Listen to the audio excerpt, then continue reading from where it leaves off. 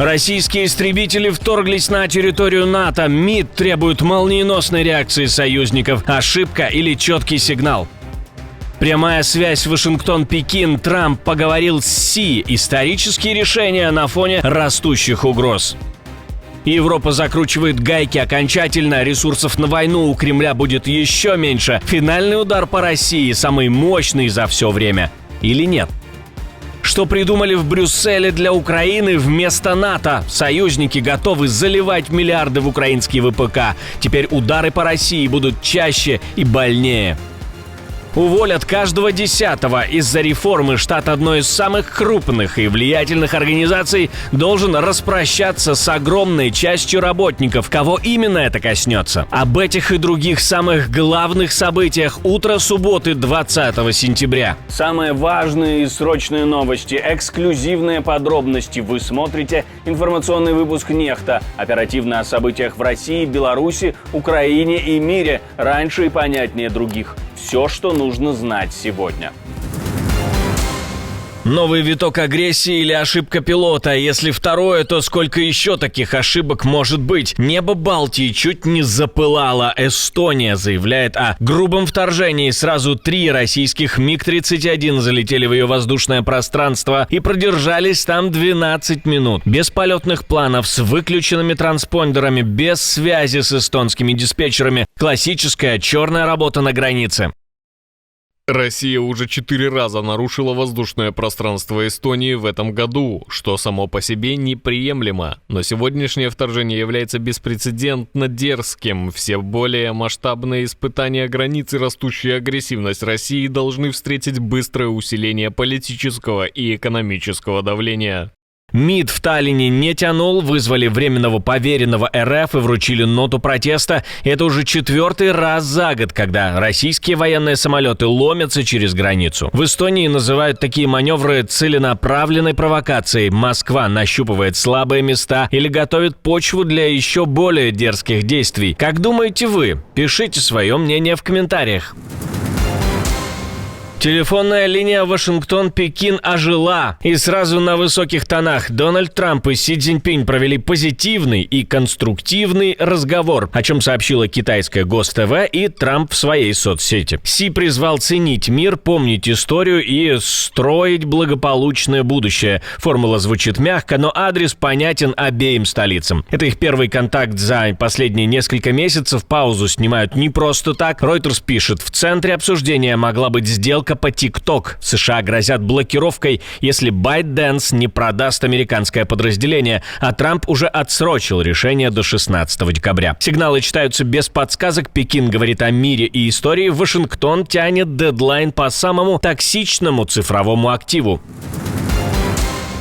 Европа таки решилась на сильный шаг. Брюссель тянет рубильник. ЕС готовится ударить по газовой кассе Кремля. В 19-м пакете санкций Евросоюз предлагает запретить импорт российского СПГ с доведением до нуля к 1 января 2027 года. Военная экономика России держится на доходах от ископаемого топлива. Мы хотим сократить эти доходы, поэтому мы запрещаем импорт российского СПГ на европейские рынки, говорит Урсула фон дер Ляйен. Кая Каллас добавляет еще жестче. Время перекрыть кран. Мы готовы к этому. Подчеркивает цели ускорить отказ от российского СПГ до конца следующего года и дойти до полноформатного запрета к 27-му. Все из-за того, что, как говорит председатель Еврокомиссии, Путин показал, что мира он не хочет. First on energy. Russia's war economy is sustained. Первое – энергетика. Экономика войны в России держится на доходах от ископаемого топлива. Мы хотим перекрыть этот поток, поэтому мы запрещаем импорт российского СПГ на европейские рынки. Время перекрыть кран. Мы к этому готовы. Мы экономили энергию. Мы диверсифицировали поставки. Мы инвестировали в низкоуглеродные источники энергии как никогда раньше. И сегодня эти усилия приносят плоды.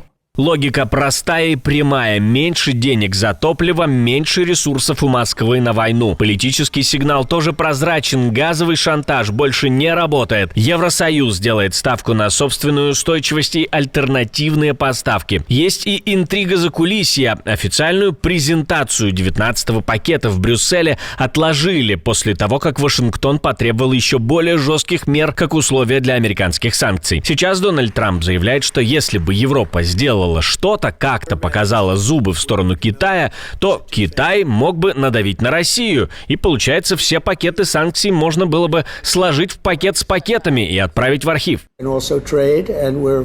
мы очень близки к заключению сделок по всем этим вопросам, и у меня очень хорошие отношения с Китаем. И, похоже, они одобрили ТикТок, и ТикТок — это огромная сумма денег для Соединенных Штатов, так что это было мило. Но мы посмотрим, как все это работает. Но если бы Европа сделала что-то в отношении Китая, я думаю, что Китай, вероятно, добился бы прекращения войны.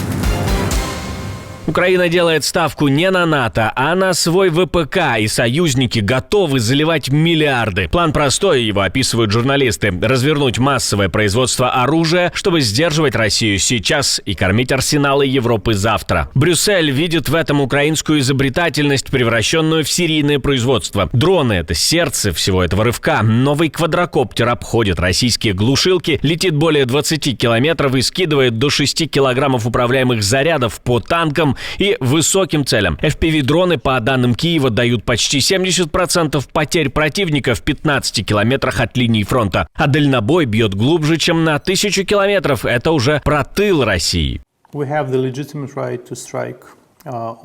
У нас есть законное право наносить удары по любой военной цели на территории России. И я думаю, мы будем продолжать это делать, пока Россия не проявит хоть какие-либо реальные признаки готовности сесть за стол переговоров. Приведет ли это к капитуляции России? Нет. Но станет ли это болезненно? Да.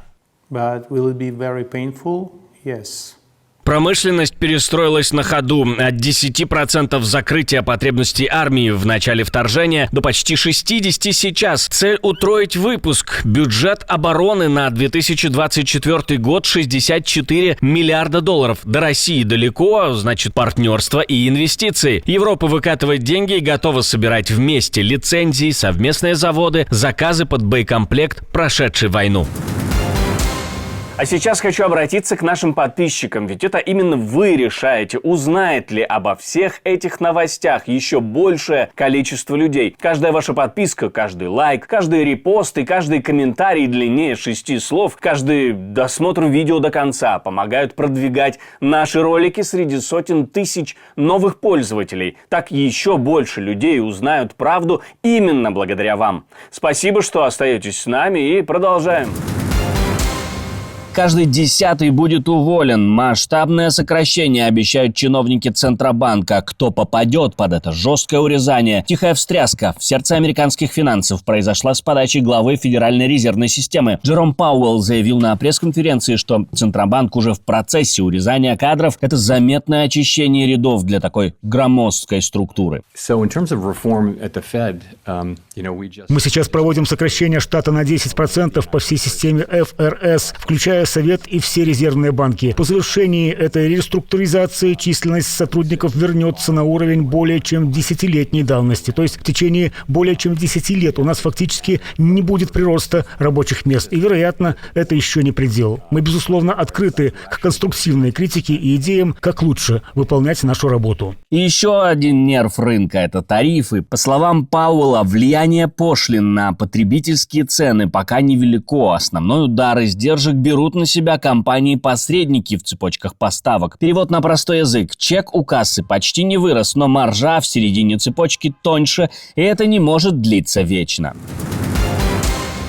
Бедность скоро исчезнет как вид, во всяком случае, в одной стране. Так считает президент этой страны. Более того, он обещает досрочно выполнить цели. За 8 лет вытащили 7,5 миллионов человек из этой бездны. В 2024-м бедность снизили до почти 9%. До конца года хотят довести до 6%. Даже в Конституции Узбекистана закрепили пенсии, пособия и соцпомощь не ниже минимальных потребительских расходов. Одним словом, в каждую махаллю проникла деловая среда, а в каждую семью достаток. Люди ощущают это в своей жизни. Благодаря таким масштабным усилиям Узбекистан стремится досрочно выполнить свое обязательство по сокращению бедности в 2 раза к 2030 году. И у нас есть все возможности, чтобы к 2030 году полностью искоренить абсолютную бедность по международным критериям. Социальные тетради, которые охватывают каждую семью, ежегодно направляют от 2,5 до 3 миллиардов долларов на благоустройство, поддержку жителей и предпринимательство. Поможет ли это все или уменьшение бедности? Это только на бумаге и в виде процентов. Как думаете вы? Не забывайте писать свое мнение в комментариях под этим видео.